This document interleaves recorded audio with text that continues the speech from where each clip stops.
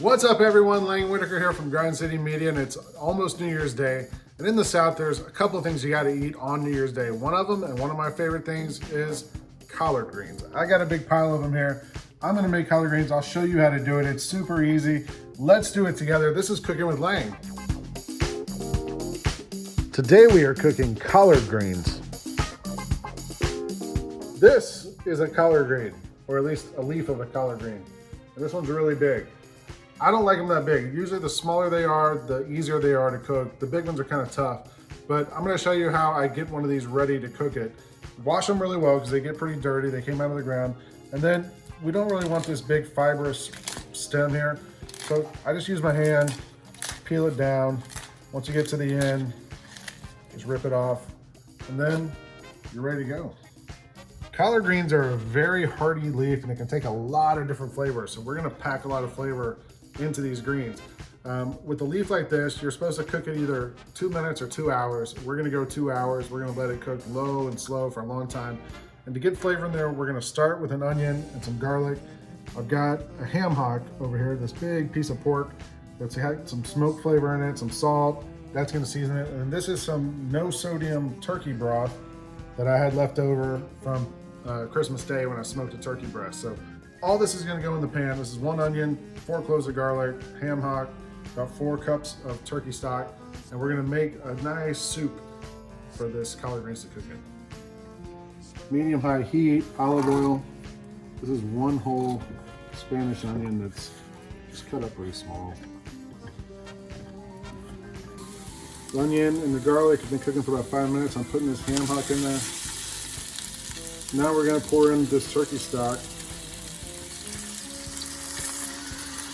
And I'm gonna let it come back up to a boil and cook for about 15 minutes. Just wanna kind of get it going a little bit, get it warm through, and then the collards go in. When you buy collard greens, you can get them nowadays already cut up in a big bag, which is a good way of buying them. It saves you a little bit of work. I bought these at Whole Foods in 3 bunches. So I don't know how many, this is probably gonna be about 8 cups, maybe 10 cups of greens. Once you cook them, they shrink way down anyway because they're almost all water. So what I do is once I get them washed and cleaned, I'll just make sort of a pile of them and try to get them roughly the same size. Roll it up like a cigar. And then I'm gonna go into about 1 inch wide. And then I go through them this way once too, just to make sure you don't get any huge pieces. And that way you get these little kind of 1 inch rectangle sized pieces. I'm gonna do this whole batch of collard greens, and then by that time we'll probably be ready to put them in the broth. I'm getting all this collard in there. Is that how you say it? Collard? I'm getting all the collard in there. Getting all the greens in there. And I'm gonna let them just kind of start to get warm, absorb some of this heat, and they're gonna start to break down a little bit. You see how much of it is in there.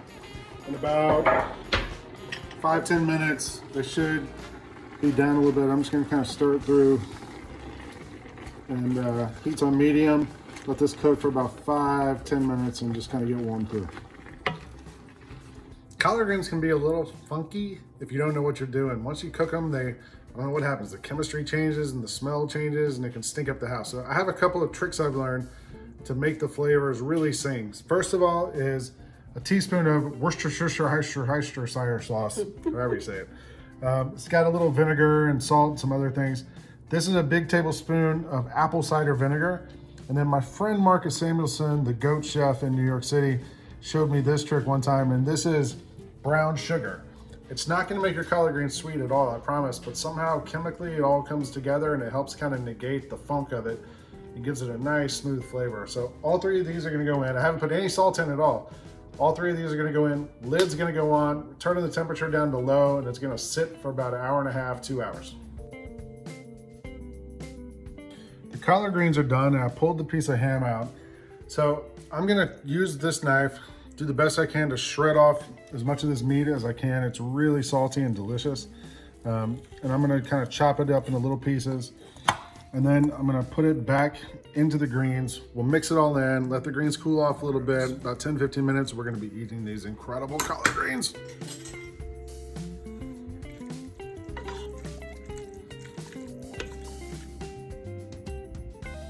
And we're done, and I'm so excited. I can't wait to eat these collard greens. Let's eat.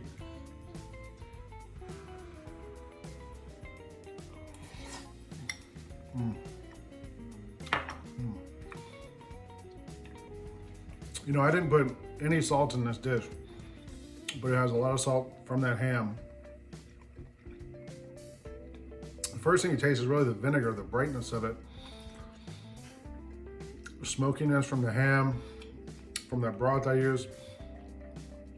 The collard greens are tender, a little bit of heat from the chili flakes. You could add some Tabasco if you want. Look, New Year's Day is coming up. You got collard greens. Go make some black-eyed peas, get some cornbread with it. That makes sure you're gonna be rich in 2021. We're all done with 2020. Let's get to 2021. Now I'm gonna eat collard greens on the way. This is Cooking with Lang. Let's do it together.